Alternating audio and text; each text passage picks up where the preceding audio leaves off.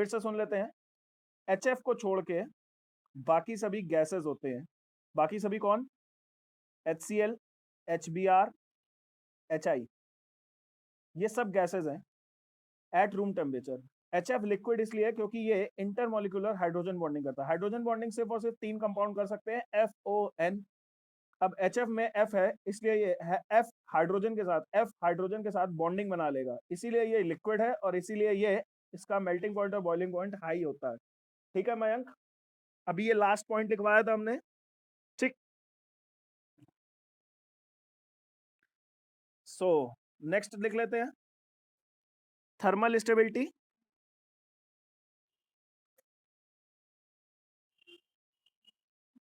Bond dissociation enthalpy. आवाज नहीं आ रही है, बाकी सबको भी आवाज नहीं आ रही है। एसिडिक बिहेवियर, बाकी सब बताएं, आवाज आ रही है हमारी कि नहीं आ रही है? एसिडिक बिहेवियर आ रही है, चलिए ठीक है। और लास्ट रिड्यूसिंग नेचर, हम सभी एक साथ डिस्कस कर लेते हैं। स्लो आ रही है, स्लो तो नहीं आनी चाहिए है ना। देखो हम एकदम माइक के पास हैं, आवाज हमारी एकदम सही आ रही है, देखिएगा। हमने अपनी तरफ से सब कुछ फुल कर रखा है, सारी आवाज हमारी तरफ से फुल है। सो चलिए आपको बता दें थर्मल स्टेबिलिटी, ठीक है। Thermal stability is inversely proportional to bond length, जितना लंबा होता जाएगा उतना कम स्टेबल होता जाएगा। Is directly proportional to, stable जितना होगा उतनी ज्यादा बॉन्ड डिसोसिएशन एंथैल्पी लगेगी, ठीक है। बॉन्ड डिसोसिएशन एंथैल्पी उतनी ज्यादा लगेगी। थर्मल स्टेबिलिटी बॉन्ड लेंथ पे इनवर्सली प्रोपोर्शनल है, बॉन्ड डिसोसिएशन एंथैल्पी ज्यादा लगेगी। चलिए एसिडिक बिहेवियर कब है? जब वो टूटेगा, ठीक है। तो जिसकी बॉन्ड लेंथ ज्यादा होगी वो आसानी से टूटेगा, वो ज्यादा एसिडिक होगा, और acidic nature is directly proportional to reducing nature, ठीक है। सारी बातें कर लेते हैं, और अगर ये बातें आपको नहीं समझ में आ रही हैं तो ये हम लोगों ने पहले भी डिस्कस कर रखी हैं। स्टेबल, सबसे ज्यादा स्टेबल HF, फिर HCl, फिर HBr, फिर HI। क्योंकि HI का साइज बड़ा हो गया है, ये सबसे कम स्टेबल है, इसे तोड़ना बहुत आसान होगा, ये स्टेबिलिटी की ऑर्डर है, ठीक है। स्टेबिलिटी के बाद अगर हम बॉन्ड लेंथ के बारे में बात करें तो बॉन्ड लेंथ यहाँ पे बढ़ती चली जाती है। बॉन्ड डिसोसिएशन एंथैल्पी, तोड़ने में सबसे ज्यादा एनर्जी किसे लगेगी? तोड़ने में भी सबसे ज्यादा एनर्जी इसी को लगेगी, HF। हाइड्रोजन बॉन्डिंग एक तो साले में, ऊपर से ये सबसे स्ट्रांग हो गया, सबसे छोटा हो गया, तो इसे तोड़ने में सबसे ज्यादा एनर्जी लगेगी, ठीक है। और HI जो है वो सबसे आसानी से टूट जाएगा। जब HI सबसे आसानी से टूट जाएगा तो हम कह सकते हैं कि इसका हाइड्रोजन सबसे आसानी से निकलेगा, फिर HBr का निकलेगा, फिर HCl का निकलेगा, फिर HF का निकलेगा। यानी कि ये एसिडिक स्ट्रेंथ के बारे में बात हो रही है। ये किसके बारे में बात हो रही है? एसिडिक स्ट्रेंथ के बारे में बात हो रही है। अब एसिडिक स्ट्रेंथ और रिड्यूसिंग नेचर दोनों एक ही बात है, ठीक। तो HI सबसे ज्यादा रिड्यूसिंग है और HF सबसे कम रिड्यूसिंग नेचर है। क्या ये मेरी बातें आपको समझ में आ रही हैं? ठीक है, आपको सिर्फ और सिर्फ इतनी चीजें ध्यान रखनी है, ठीक। और ये नीचे वाले ऑर्डर आपको समझ में आ जाएंगे। बताइए अगर नहीं समझ में आया तो हम दोबारा से समझा सकते हैं। ओके सिद्धार्थ सिंह, बाकी बच्चे बताएं जल्दी से, जिनकी काली नीली गोरी ओरी सीखते हैं। हाँ बताओ।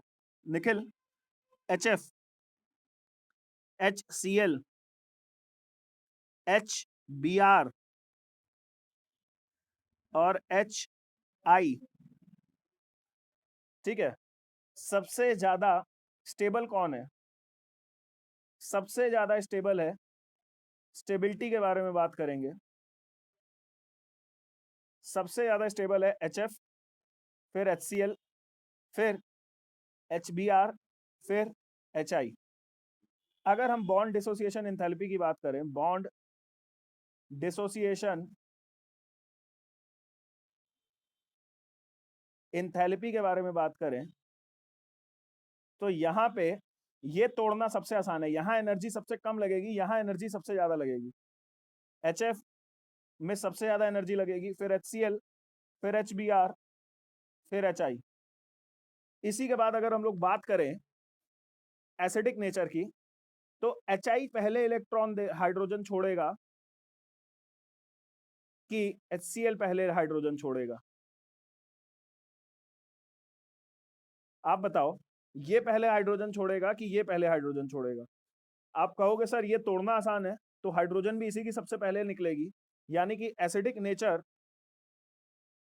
नेचर जो रहेगा वो रहेगा HI का सबसे ज्यादा, फिर HBr का, फिर HCl का, फिर HF का।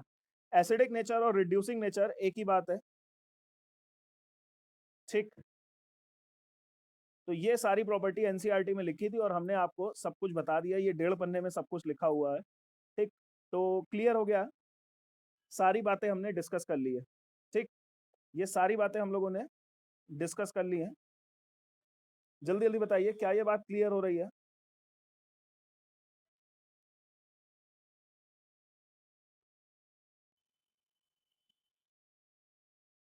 अरे बताओ भाई जल्दी जल्दी।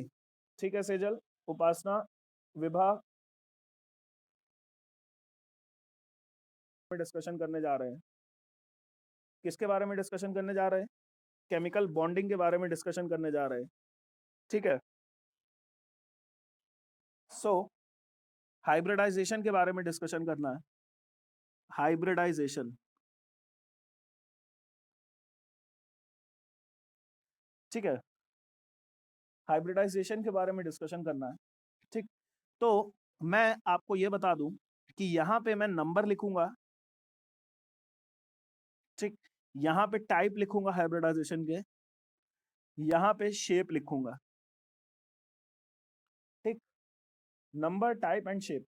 सबसे पहले नंबर अगर 2 आए, अगर 2 नंबर मिलता है तो टाइप होता है sp हाइब्रिडाइजेशन और शेप आती है लीनियर।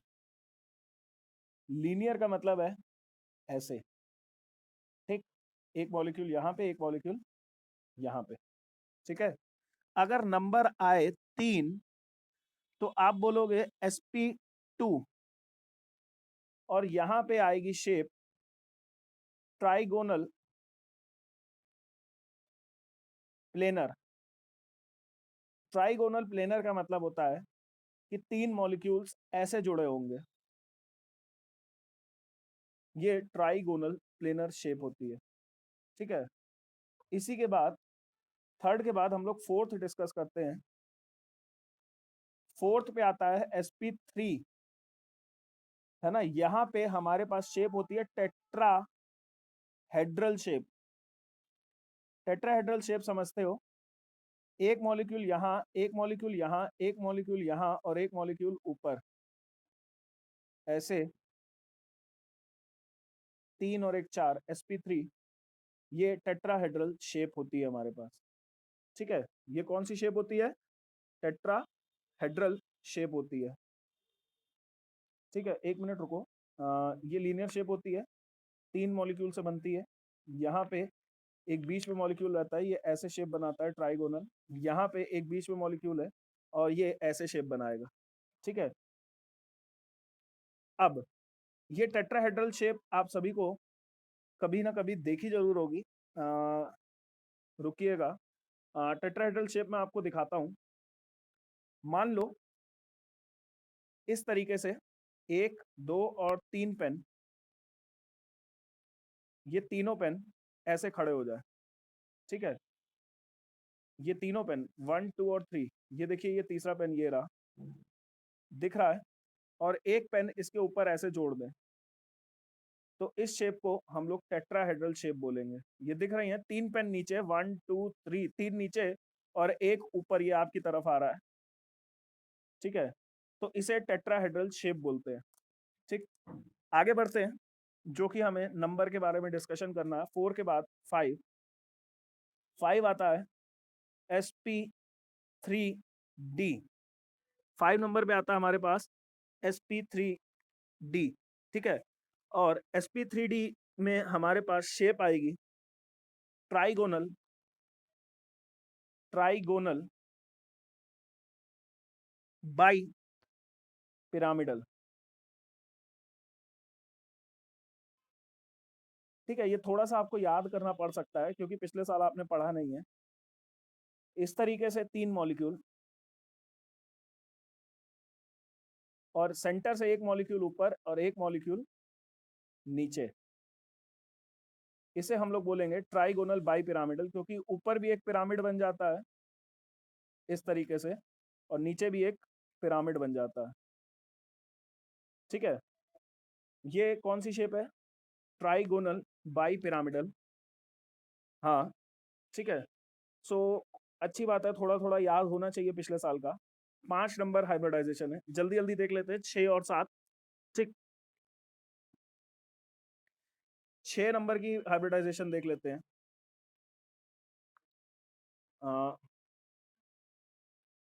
चलिए 1 मिनट रुकिए, पता नहीं इसको क्या हो गया, मौत पड़ गई साले को। हाँ,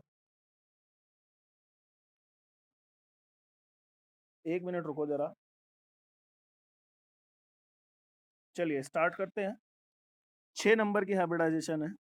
नंबर 6, नंबर 6, नंबर 6 पे हाइब्रिडाइजेशन आएगी हमारे पास sp3d2।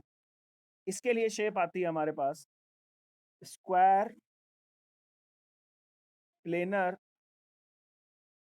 Bi pyramidal. ठीक है, बना दे रहा हूँ बेटा। ठीक है, स्क्वायर प्लेनर बाई पिरामिडल। ठीक है, अभी मैं आपके साथ स्क्रीन भी शेयर करता हूँ तो मैं बताता हूँ कि और क्या क्या है। 1 मिनट का टाइम दीजिएगा, मैं आपको थोड़ा सा 3D में फिगर दिखाता हूँ। ये ऐसी शेप आएगी स्क्वायर प्लेनर बाई पिरामिडल, 1 2 3 4, और यहाँ पे सेंटर पे एक एटम ऐसे बनेगा। अब एक ऊपर इसके एटम और एक एटम इसके नीचे, ये ऐसे देखिएगा पिरामिड तो बना पर ऊपर नीचे दोनों साइड से बना। इसे हम लोग बोलेंगे स्क्वायर प्लेनर बाई पिरामिडल। ठीक है, और लास्ट हमारे पास रहता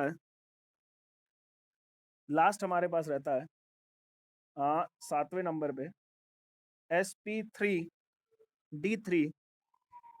ये आता है, ये आता है पेंटागोनल बाई पिरामिडल।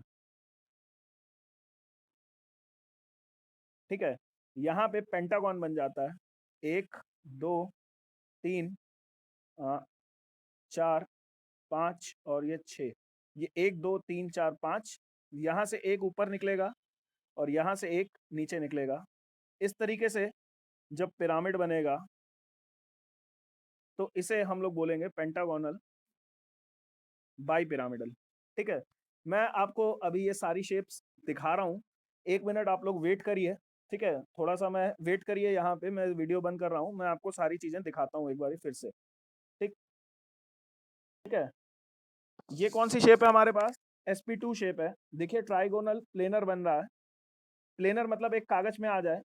ठीक, और अगली अगली शेप देखते हैं जल्दी से। अगली शेप आती है हमारे पास ये टेट्राहेड्रल शेप। यहाँ पे टेट्राहेड्रल शेप में आपको सबसे पहले याद करना है, इसका नंबर है 4, इसका नंबर है 4। हाइब्रिडाइजेशन टाइप है sp3। ये देखिएगा नीचे 3 पैर लगे हैं, ट्राइपॉड देखा है? नीचे की तरफ 3 पैर लगे हैं, पहला पैर, दूसरा पैर, तीसरा पैर, और एक ऊपर निकला हुआ सर इसका। ठीक, तो ये ट्राइपॉड स्टैंड होता है। देखो जैसे ये पिरामिड बन रहा है, ये बीच में एक पॉइंट ले लो, नीचे 3 पॉइंट, एक पॉइंट ऊपर। ठीक है, ये बीच में पॉइंट है। ये कौन सा स्ट्रक्चर है? ये है sp3 हाइब्रिडाइजेशन और इस स्ट्रक्चर का नाम है टेट्राहेड्रल स्ट्रक्चर। क्लियर? चलिए नेक्स्ट स्ट्रक्चर की तरफ देखते हैं। हम लोगों ने कवर कर लिया 4, अब हम लोग डिस्कस करेंगे 5 नंबर के बारे में। ठीक है, 5 नंबर देखिएगा, ये देखिएगा, ये 5 नंबर देखिएगा। ठीक, 5 नंबर में, 5 नंबर में देखिए, ये एक तो ये पीछे बीच में एक ट्रायंगुलर बेस बन गया, ये बीच में एक ट्रायंगुलर बेस बन गया और उस बेस से ऊपर एक पिरामिड बन गया और एक पिरामिड नीचे बन गया।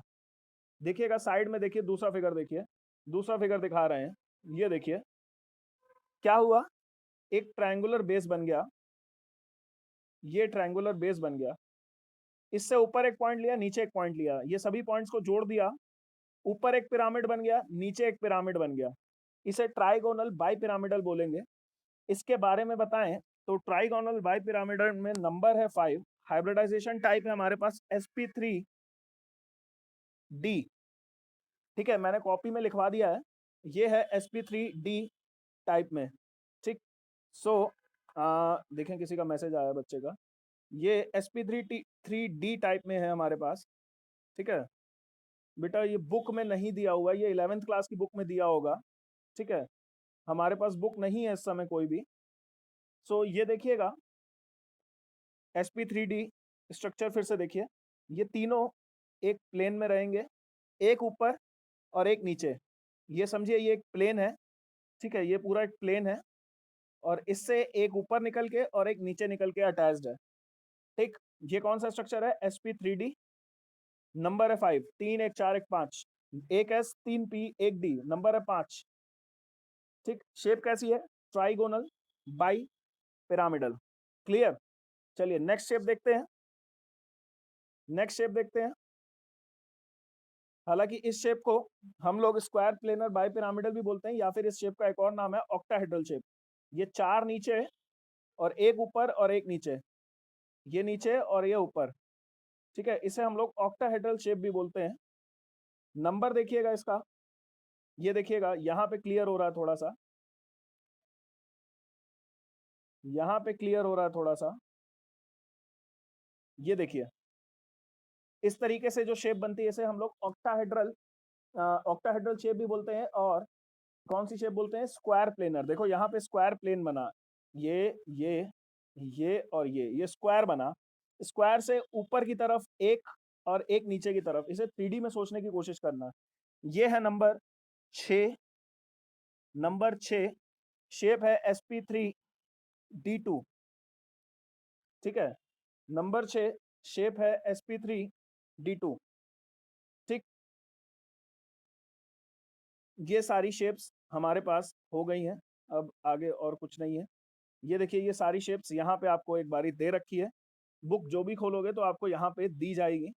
ठीक है, लास्ट शेप के बारे में डिस्कशन कर लेते हैं। ठीक है, लास्ट शेप के बारे में डिस्कशन कर लेते हैं। लास्ट शेप जो है हमारे पास है नंबर 7, नंबर 7 में है sp3d3। ये बुक में नहीं लिखी है पर आपको पता होनी चाहिए। यहाँ पे क्या होता है, एक पेंटागन बनता है, ऐसा पेंटागन बनेगा। ठीक, यहाँ पे एक एटम, यहाँ पे एक एटम, यहाँ पे एक एटम, यहाँ पे एक एटम, यहाँ पे एक एटम, और इससे ऊपर ये समझो ये सीधा पड़ा है, इसके ऊपर एक एटम यहाँ पे जोड़ देते हैं हम लोग, एक एटम यहाँ नीचे जोड़ देते हैं ऐसे सेंटर से। ठीक, तो ये शेप को हम लोग बोलते हैं, कौन सी शेप बोलते हैं, पेंटागन, पेंटागोनल बाई पिरामिडल बोलते हैं। ठीक है, सो चलिए मैं पूछना चाहूंगा कितने लोगों को सारी शेप्स समझ में आ गई हैं।